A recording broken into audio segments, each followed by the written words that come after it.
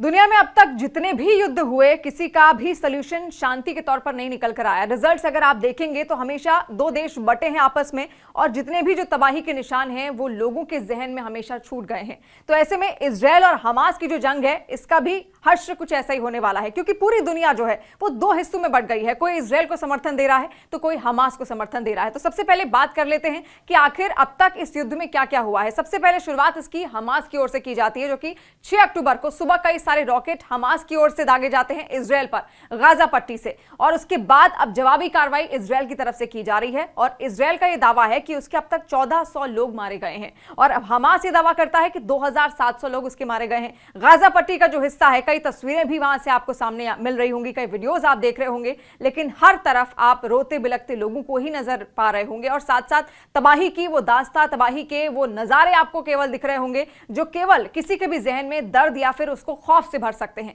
लेकिन यहां पर अब जो मुस्लिम देश है वो हमास को समर्थन दे रहे हैं और ऐसे में इजरायल को अमेरिका और कुछ पश्चिमी देशों का साथ यहां जरूर मिल रहा है। लेकिन अब बड़ी खबर जो इस बीच निकलकर ये सामने आ रही है कि अयातुल्ला अली खामनेई, जो कि सुप्रीम लीडर हैं ईरान के, और ईरान के वो पहले राष्ट्रपति भी इससे पहले रह चुके हैं, उनकी ओर से ये कह दिया गया है कि अगर ये जंग नहीं रोकी गई इजरायल की तरफ से, ईरान की मैं आपको चेतावनी बता रही हूं, जो उनके सुप्रीम लीडर है उनकी ओर से ये चेतावनी दी गई है खामनेई की ओर से कि अगर ये युद्ध नहीं रुका तो मुसलमानों को कोई रोक नहीं पाएगा। और उन्होंने यहां तक भी चेतावनी दी है जितने भी मुस्लिम देश हैं उन सबको एकजुट रहने की अपील की है, ताकि वो इस युद्ध में इजरायल के खिलाफत कर सकें, उसको डरा धमका सके किसी भी तरीके से, यानी कि एक दबाव बनाने की कोशिश है इजरायल पर, क्योंकि इजरायल की तरफ से कई सारे जवाबी हमले यहां पर लगातार किए जा रहे हैं। लेकिन खबरें कुछ ऐसी भी हैं, कुछ जो मीडिया रिपोर्ट्स हैं उनका यह भी दावा है कि जो ये खामनेई हैं, जो कि ईरान के सुप्रीम लीडर हैं और इसके साथ साथ ही शियाओं के भी सुप्रीम लीडर माने जाते हैं, इनकी जो जड़ें हैं वो भारत से जुड़ती हैं। चौंकाने वाली खबर जरूर है, लेकिन भारत के बाराबंकी के इनके दादा रहने वाले थे